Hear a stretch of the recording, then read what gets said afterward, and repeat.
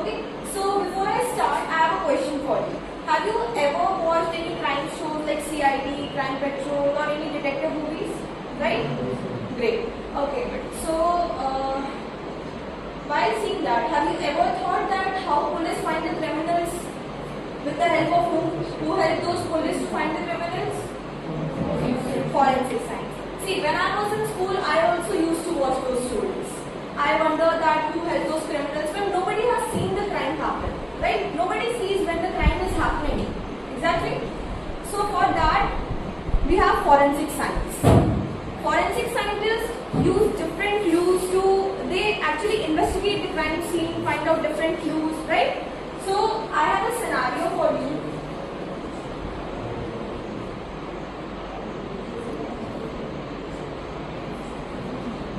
See, recently I had also got opportunity to work with the police. I had visited crime scenes over there, I saw evidence collection, and in real life I saw how forensic experts help the police in investigations. Now, see this. You can see a man is entering over here. He sits on the table, drinks water from the glass, and then leaves. Now, as per your thinking, what do you think, what all evidences can we get only from just this simple scenario? Can anybody tell? Fingerprints. Anything else? Anything? Okay, fingerprints from door, from the table, right? Anything else which you think we can get? Footprint. Saliva from the glass, very good. Anything else? Footprints. Yes, footprints, he will enter. Shoe prints, footprints will be there. Okay, in forensic science, we follow Locard's principle of exchange. That means that every contact leaves a trace. It means that whenever a person is entering anywhere, he may leave something behind and take something up. Like here, the person will leave fingerprints, lip prints, saliva on the glass. If he is sweating, then sweat will be there. Then, if there is dust on the wood, he will take dust on their shoes. Exactly. So this is what we do. That when the person is going anywhere, it's impossible to destroy all the evidences. So at least there is at least one evidence would be there, and that's what forensic scientists do. Now, these are the types of evidences what we look for: fingerprints, DNA, the trace evidences. Trace evidences means a microscopic evidences. Hair sample, right? We can get also hair sample from the table also, right? Blood stain pattern. If somebody kills someone, we can analyze the blood stain pattern also. What is the direction of the blood pattern? What is the force, intensity, from which distance the bullet killed the person? Everything matters over there. Each and every, even the smallest clue helps to solve the crime. Okay. Now, see. These are some facts about forensic science. This is very common, the fingerprints. You all know that every person has unique fingerprint, right? You unlock your phone with your fingerprints. Nobody else can unlock with their fingerprint, right? Even you have 10 fingers. Not even your 2 fingers have same fingerprints. Not even the identical twins.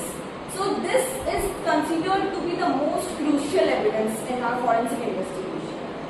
Second comes the single hair strand. Why I told you about hair strand? You know, with the help of that single hair strand, forensic scientists can determine whether that hair strand is of human or animal. If it is of human, then whether it is a male or female, what is the age of that person, everything can be determined with that just simple and smallest evidence. Then comes teeth. You know, when a body is born, take example, right? Everything gets born, face, skin, everything, but your teeth never born. These are the hardest substance in your body. You know that, right? Teeth are the hardest substance in the body. They never burn. They can survive extreme heat, explosions, fires, everything. And that's why when whole body gets burnt now, forensic odontologists are there. What do? They use these teeth to identify the person. And with the help of those, they solve the crime. Last comes the estimating time of death. For example, a person died, but forensic scientists reached very late over there, right? Now, they can, with the help of insects present over the body posture, the body color, the environmental clues, with just help of those clues, use, they can tell what was the approximate time of death. They can determine at what time the person died. Amazing, isn't it? Okay. Now see this. Person is floating in water, right? In the lake. Now what do you think? I have a question for you from this. Tell me, did the person die due to drowning, or whether someone killed him and thrown into the water? Okay. Can you tell? How? How can you say that he died because of drowning, or somebody killed him and thrown in water? How? Because blood is not. No, sometimes, for example, poison is given. Poison entered in the body. Then, so see, here forensic science become interesting.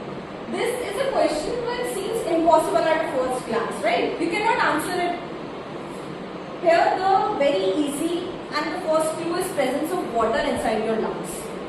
If a person dies inside water and he is alive, he will struggle to breathe inside water, right? Water will enter inside the lungs, and deep down into the lungs, water will be there. Secondly, there are diatoms.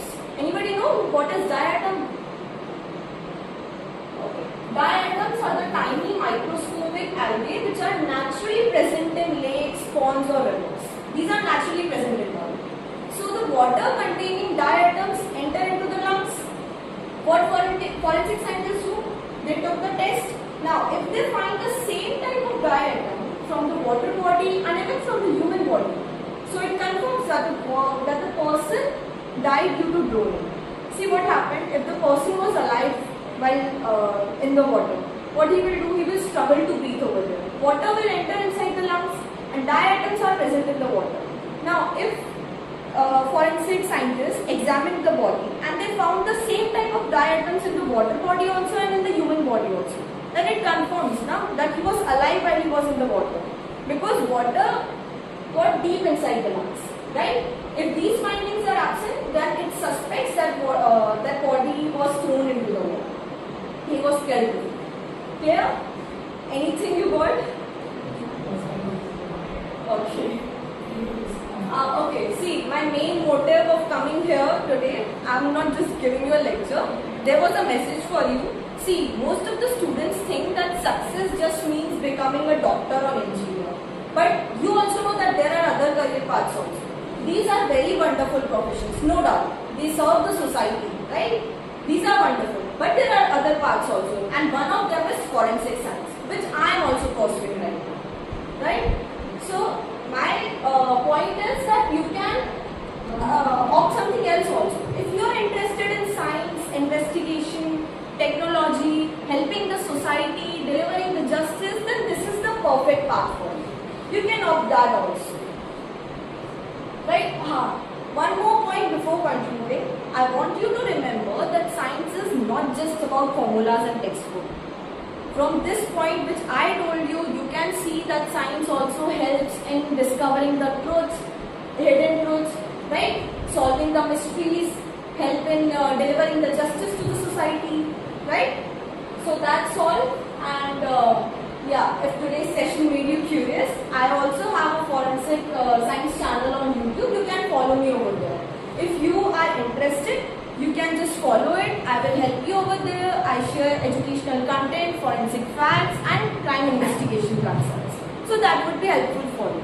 And even not, you don't want, but over there you can learn different facts. Like I told you that drowning one, right? That was new for you. So there you can learn more facts. So that's all. Thank you so much. Have a great day.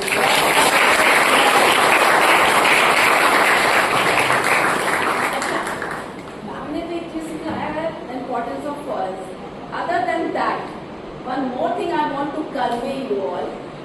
Generally, it's a tendency that if we want to get success in our life, what we used to do nowadays is very trendy.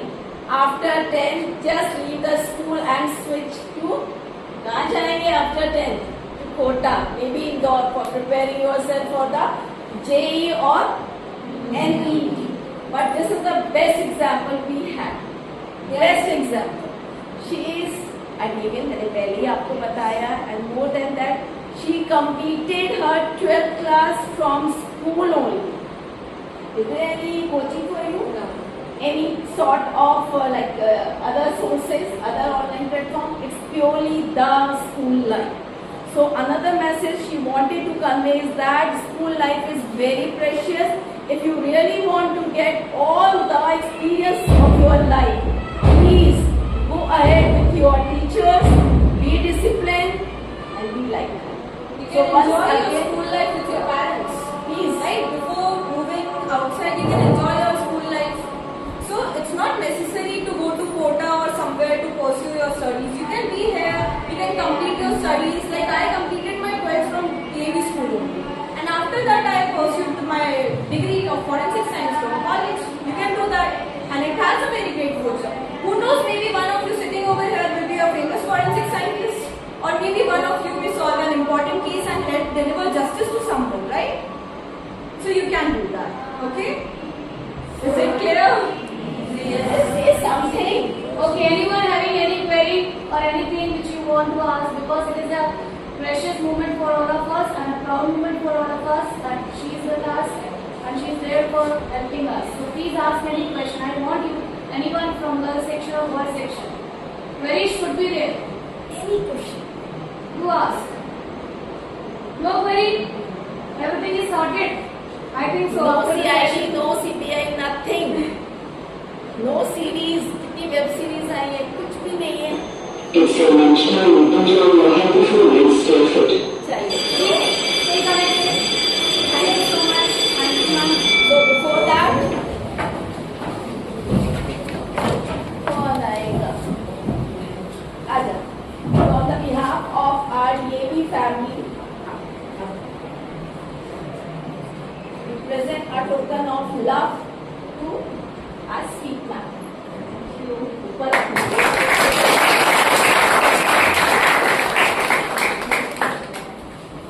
चलिए. Thank you class. Sit down.